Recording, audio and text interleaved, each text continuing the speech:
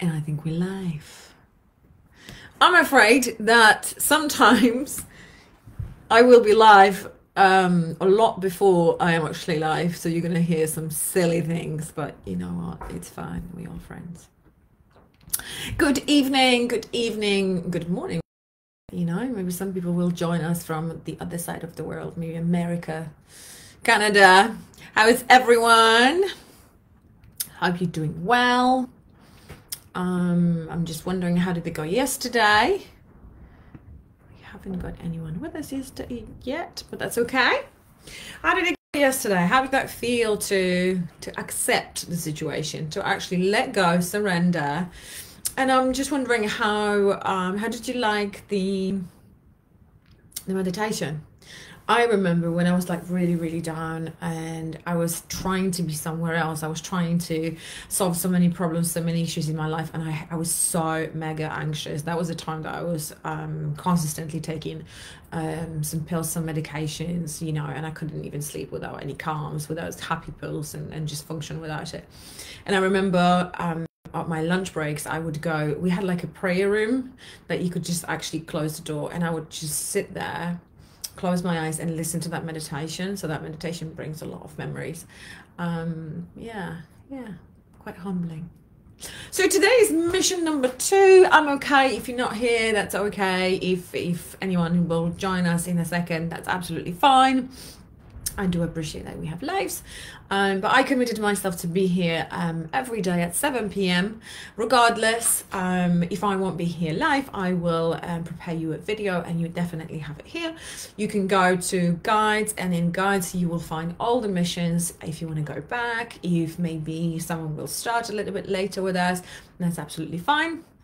I will actually take some screenshots. I will find out where they are on the phone, so it's just easy for you to find it. I like structure. I like things to be in order, so so you know exactly where we are, what we're doing. So today is day number two, mission number 2.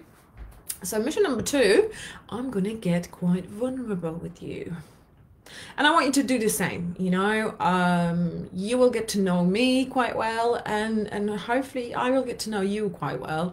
And you will feel comfortable to be in this group, quite vulnerable, being you, being just open up to healing, open up to whatever you're struggling with, whatever you're going through, open up to even, you know, have a little cry, have a, you know, get emotional, get real, really get real and dig deep. So today, mission number 2, I have a story to tell you, and this story not many people know about me. I'm a little bit, I don't think I'm nervous, you know. I'm happy to share it with you because it's going to put things in perspective big time. And I'm digging deep here, but it's not something that I share with many people. So, you know, if we have this group one day, you know, with 1,000 people, okay. It's here to, my story is here to inspire you and help you. And I think this is very good story for mission number 2, because mission number 2, we're going to write it down, a letter to your anxiety. So I want you to really dig deep and think, how does anxiety make you feel? How do you feel like on a daily basis?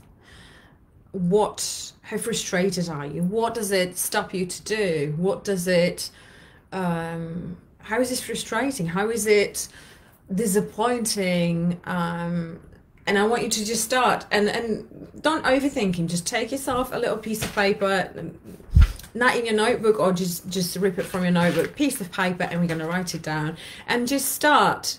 And try to maybe sit down in you know, after, I don't know, if you have family, if you have children, you know, when everyone's gone to bed, asleep or whatever, and you have a moment for you, because I really want you to concentrate. I really want you, this is for you, this is for your healing, this is for your growth. So give yourself that moment, give yourself whenever you're ready to actually write this down. But it would be good if we do this consecutively for all the missions, because I plan them carefully. So I want you to start the letter and just let the pen guide you, you know, just start. Dear anxiety, here is how you make me feel. It might be quite emotional, and that's okay. Guys, I always will encourage you to cry. I make my clients cry. What kind of service is that? But crying is good. Crying is letting go. Crying is about healing. So let me tell you the story. I had a very rocky relationship with my father. And I always thought that we didn't understand each other at all. And it was very push and pull.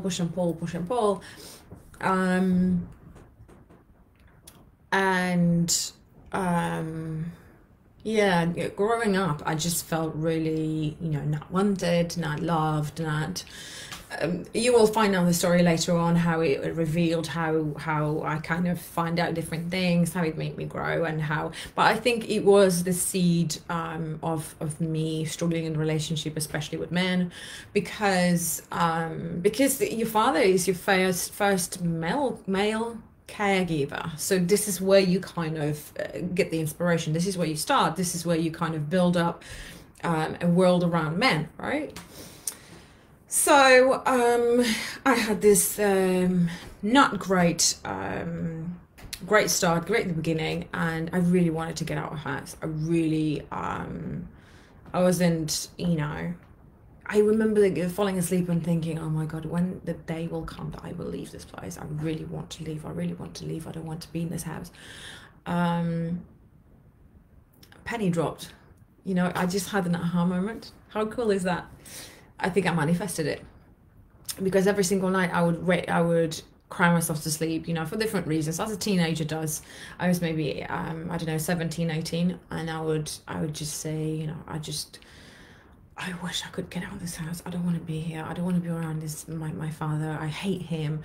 I would write in my diary that I really, really hate him. And he would find the diary, and it was like such an invasion of privacy and everything. And so I found a way. And I moved out with a guy. And it was my first kind of a relationship with a person, my first intimate relationship as well, and it helped me move out from the house. So I remember I took like 2 bags. When you've got those, it's not even IKEA bags. You've got those bags from, I don't know, not Sainsbury's, but the big one. Yeah, okay, 2 Sainsbury's bag, and you leave your house. It was a turbulent relationship. It wasn't a good relationship, but it was for me the escape. I wanted to get out of there, and that was my way. I kind of did half consciously, half not consciously, because this person, he was a little bit older, and he made me feel wanted, made me feel appreciated, made me feel loved, but he was also an alcoholic. So he would drink, and he would be very abusive. He would be very aggressive. Now I know what's happened, and from my background in psychology, that he was in pain, but I'm 17, I don't need this. Oh, Jodie's here. It's no worries, darling, no worries. Okay, you watch it whenever. Watch it from the beginning, that's fine. But thank you for being here. Thank you for committing to you, darling. And so I'm in this relationship, and I would do anything just to stay away from my dad. And there was like times that there wasn't a lot of money, and I lost a lot of weight, and even at school, because I was still going to like high school, and people will notice and say, is everything okay? You lost a lot of weight. I lost like 10 kilos in 2 months or something, and people would be worried. I'm like, no, I'm absolutely fine. I'm absolutely fine. But for me, it was like, I don't have to go back home. I would do anything to not go back home.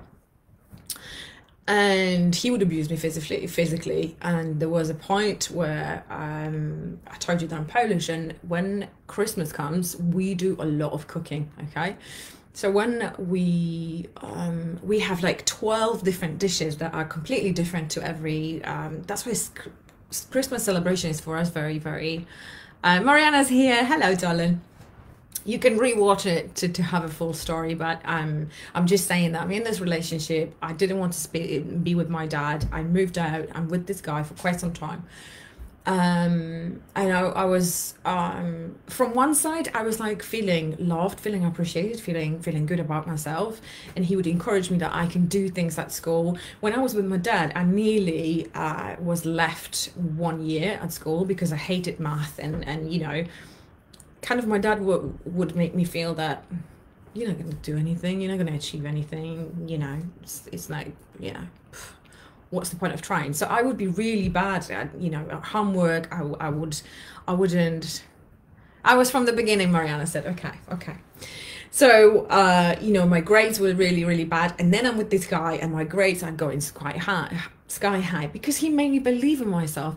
And I kid you not, from being really low with my grades, I end up doing A levels. I was one of the best people in whole school for German, and we had quite big school, about 500, 600 people, and I was like in top 3 in A levels from German. So that was a great achievement.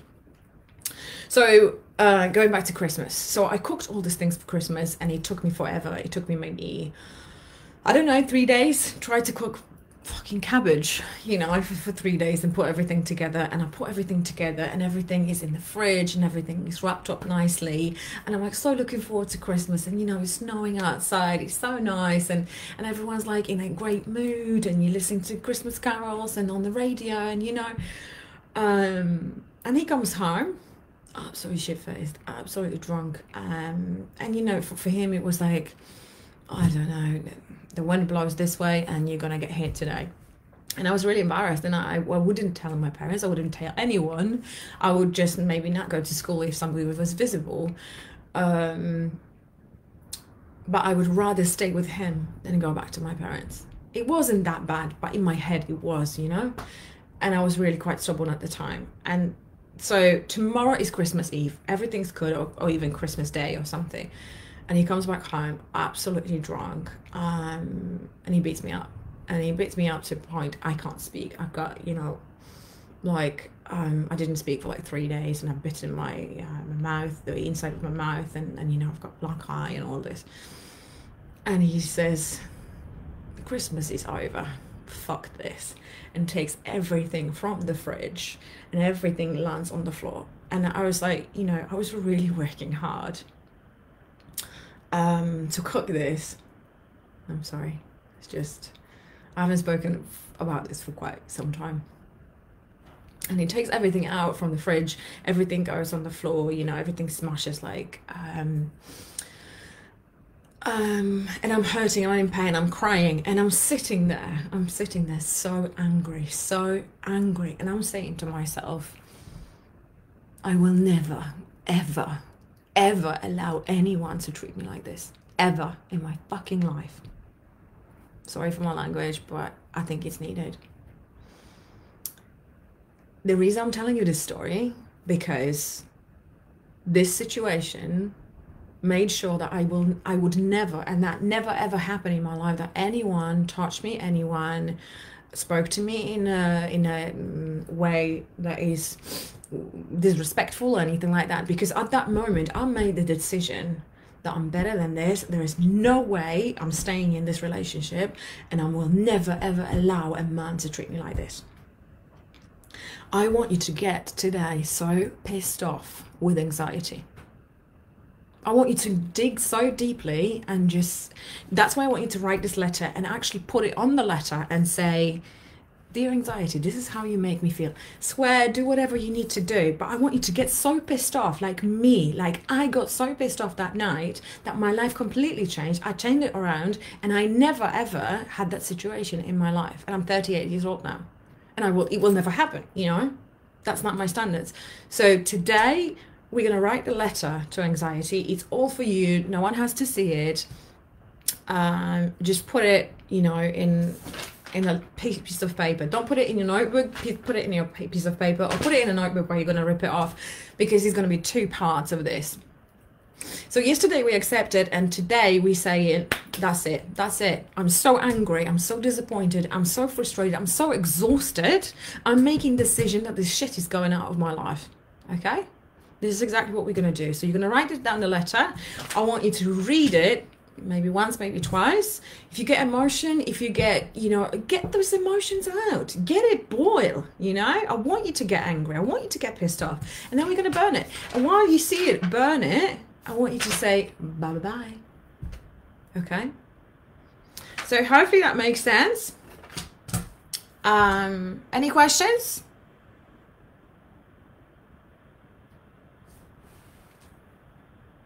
I will put in the comments. Thank you for listening, ladies. That was a little bit, I don't know. I thought about if I'm going to share this story with you or not. It's not something that I don't know if I'm proud of it or whatever. It was part of my life. I'm not going to judge it, it was there for some reason. But I thought it was such a strong moment, such a turning point in my life. And I wanted to put this in perspective for you, and that's the reason why I shared it. And hopefully that's what it's going to do. So I love you loads. It's 15 minutes. I'm not gonna make it any longer. I will give you the instructions. If you have any questions all the time, just message me, DM me, put some comments here. I'm more than happy to help with anything. But yeah, be creative, dig deep, and see what comes up. And I shall see you tomorrow. Loads of love.